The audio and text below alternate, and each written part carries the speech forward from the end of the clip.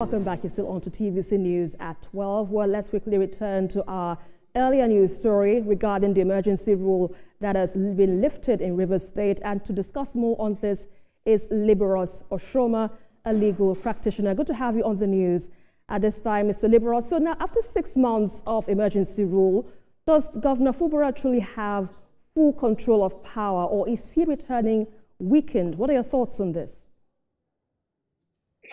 The first question we should ask is how did Governor Fubara become governor? So if we're talking about having full powers, how did the governor become governor in Rivers State? And I think, even though I believe, I have said it consistently, that the provisions of Section 305 does not empower a president to vacate a democratically elected government. But there are lessons that should be learned. If the governor has learned his lessons, certainly he would have absolute control of Rivers State. If he has not learned his lesson, then what happened before can always repeat itself. And also the elders in Rivers State, we saw how, it became impossible for them to resolve the issues because almost all of them took sides. And the judiciary, especially the judiciary at the state level, because we saw how judges of the High Court in Rivers State, were misinterpreting Section 109 and how almost everybody became arrogant, and all of that. So this is actually what led to the crisis that we saw that led to the culmination of the declaration and that has ended, today. So I just hope that lessons have been learned and everybody will backtrack and take, one or two takeaway from there. And then the state will be peaceful, because governance is actually a give and take thing. It is not, even democracy, it's not one size fits all, or a winner takes it all, the way, some persons would want to. There should be a collaboration between the State House of Assembly and the executive. Once that is done, to answer your question directly, the governor would certainly have, full control, giving to Caesar what's for Caesar and to the people what actually for the people. Indeed. And in addition to the lessons you've also highlighted now, what does this whole episode now mean for the rule of law and democracy in Rivers State?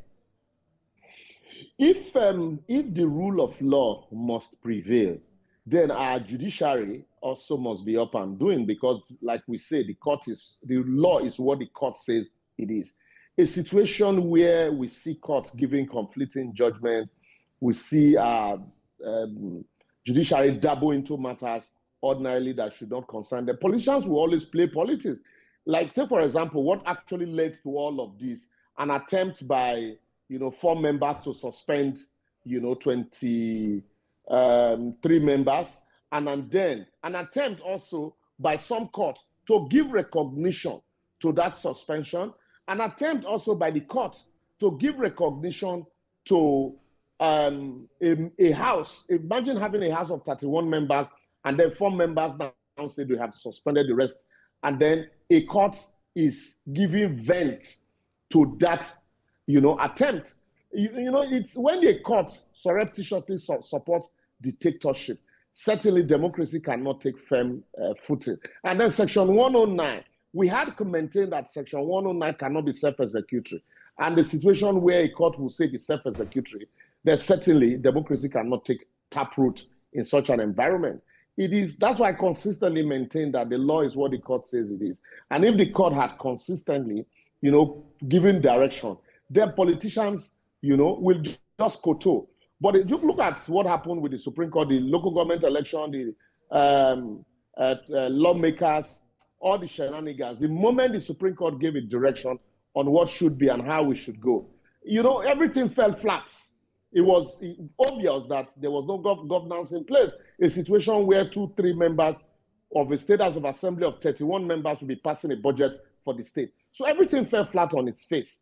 And that's why I think that lessons would have been learned by all stakeholders, right, the judiciary, the politicians, the leaders, and then, especially the lawmakers and the governor. Yeah. It should be a give and take between both Absolutely. parties. But let me quickly ask you this final questions now, talking about the state of emergency in Rivers State, which has already been lifted.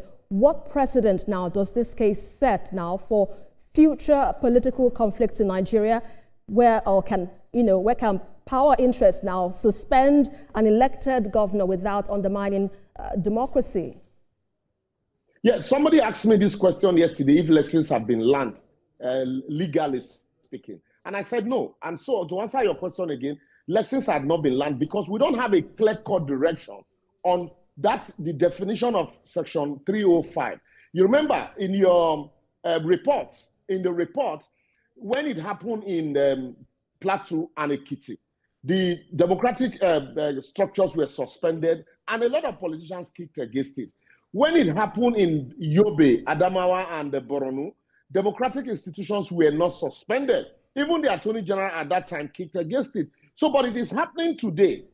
It happened in Rivers and democratic institutions were suspended. What it means is that we don't have a clear-cut application of that section. And until the Supreme Court do justice to that matter that is in the court to give a direction on what should go, how it should be done, certainly we're going to have this ping-pong and dilly-dallying on the powers of the president as regards state of emergency. And that's why the Supreme Court should not say it's an academic exercise, should give a clear interpretation on what should be. And that way, then we can now say certainly for sure, this is the way to go when it comes to such application of such powers. All right, and that's a fine place to leave it. Thank you so much, Liborous Oshoma, for your insights on the news at this time.